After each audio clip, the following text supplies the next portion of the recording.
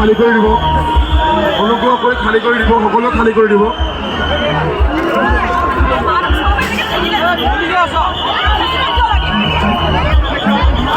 অনুগ্ৰহ কৰি খালি কৰি দিব হৈছে। ভিতৰত শ্ৰদ্ধাঞ্জলি পৰ্ব ইমানতে সমাপ্ত কৰিছে। আপোনালোকে অনুগ্ৰহ কৰি 5 মিনিট খালি কৰি দিব।